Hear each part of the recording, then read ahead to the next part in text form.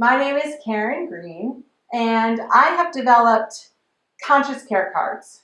And let me tell you a little bit about why I started, what happened and how this came about. So I was a school social worker for 16 years, and I worked with all sorts of children and with all sorts of families, as you'd imagine. And one of the things that really started to strike me is how disempowered parents feel to talk to their child about feelings. It is very discouraging to me that we have done something to parents that take their power away from their belief that they are integral in their child's emotional development. And all of a sudden, it's like, let the professionals take over and let your school counselor know how your child feels, or take your child to a therapist. All fantastic strategies. And most definitely, those interventions need to be put into place. But what I was struck with, and what I firmly believe, and the reason that I came up with this mission is, I am a small intervention. You are the magic. You are 99% of how your child develops as a child and into an adult. And that's just not me, in my opinion. It is in research, right? Like attachment theory states, if your child has a secure attachment, they're going to make good choices. They're going to create good relationships. They're going to have a satisfying life. If interviewed in 25 years, your child is going to say, I have the job of my dreams. I have a healthy relationship. I have 3 friends I can count on. Why? Why is it that adult has those things? Because they believe they were worthy when they were a child.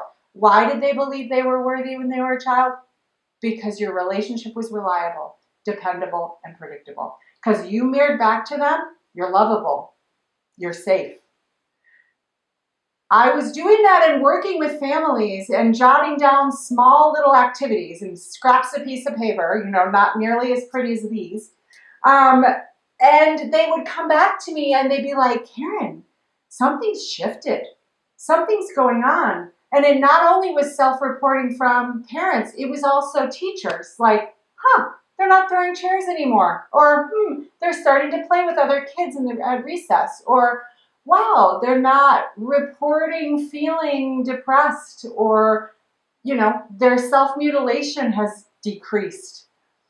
I don't believe it was me in my interventions in my groups. I believe it was an empowered parent who owned their impact, who said, hey, wait a minute, I might have 2 to 15 minutes 3 times a week to sit with my child shoulder to shoulder and kind of struggle with this together.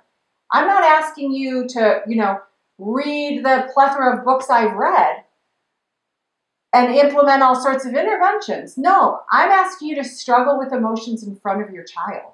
I'm asking for you to say, wow, I have this feeling in my stomach. I don't know what it is. Can you help me talk it through? I think maybe it's fear. Oh yeah, let's struggle with this together so that you're communicating to your child.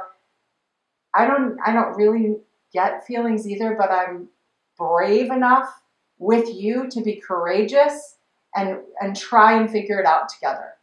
You're building tolerance for feelings that might have felt intolerable so that your child then, as they mature, can integrate their own system, their own strategies. When feelings that are big come up, now they're not avoiding, defending, choosing addictions, sleeping too much, eating too much. What are they doing? They know, because you've created the scaffolding internally with them so that they're like, oh yeah, I remember that one card we worked on together and we built a support box. I know that naming feelings is a really powerful way for me to kind of name it talk about it, release it. Whatever it is, you're building all of those pathways in their brain together so that they know I have one adult. This is the resiliency research. I know you know it, but one adult that I can rely on, because now if I can rely on them over and over and over, that communicates to my brain, I'm reliable. I'm worth being relied on. I am a successful adult. Not just care cards.